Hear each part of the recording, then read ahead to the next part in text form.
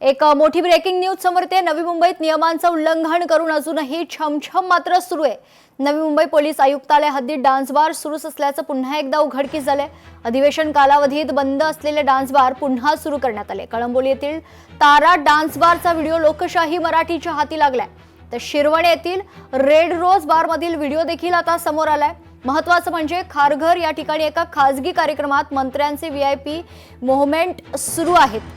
मात्र zone 3 police उपायुक्त यांच्या आणि पोलीस प्रशासनाचं मात्र या सर्व प्रकरणावर दुर्लक्ष आहे।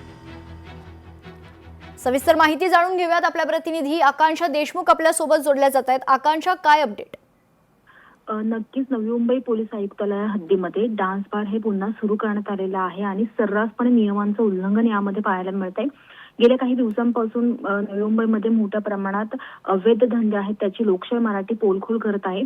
मात्र जे डान्स बार आता पुन्हा सुरू करण्यात आले आहेत त्यांचे नियमांचे उल्लंघन केले जाते।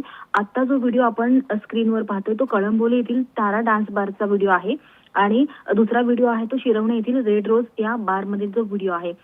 यामध्ये जर आपण पाहिलं असेल तर सर्रासपणे नियमांचं उल्लंघन करून अश्लील हावभाव करून प्रेक्षकांना आकर्षित केलं जातं आणि हे कोणत्याही नियमात बसत नसल्यामुळे नियमांचं मोठ्या प्रमाणात या ठिकाणी उल्लंघन होतं। पाहायला गेलं तर सध्याचं महत्त्वाचं म्हणजे खारघर येथे एका खासगी कार्यक्रमात मंत्र्यांची व्हीआयपी मूव्हमेंट सध्या सुरू आहेत।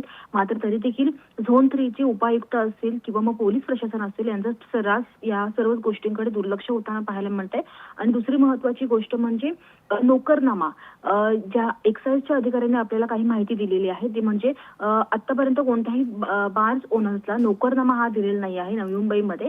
तरी सुद्धा नोकरनामा नसताना सर्रासपणे नियमांचं उल्लंघन करून हे डान्स बार सुरू ठेवण्यात आलेला आहे। आणि यामध्ये जर पाहिलं असेल तर बार गर्ल्स असतील त्या डान्स करतायत, अश्लील हावभाव देखील करतात आणि त्यामुळे पोलिसांचं कोणत्याही प्रकारचं कारवाई जी अपेक्षित असते ती कारवाई यामध्ये सध्या होत नाही आहे। पाहायला गेलं तर महत्त्वाचं म्हणजे लोकशाही मराठीकडे अशा जर व्हिडिओज येत असतील, हे प्रकार समोर येत असतील तर पोलीस आयुक्त असतील त्यांच्याकडे या गोष्टी का पोहोचत नाही आहे किंवा मग त्यांना माहीत असून सुद्धा दुर्लक्ष केलं जातंय का, असे अनेक प्रश्न सध्या उपस्थित केले जातात। त्यामुळे या सर्व प्रकरणाची सखोल चौकशी करणं अत्यंत महत्त्वाचे आहे। निश्चित। धन्यवाद आकांक्षा, आपण दिलेल्या सविस्तर माहितीसाठी। लोकशाही मराठी ऐका, पहा, जागरूक रहा।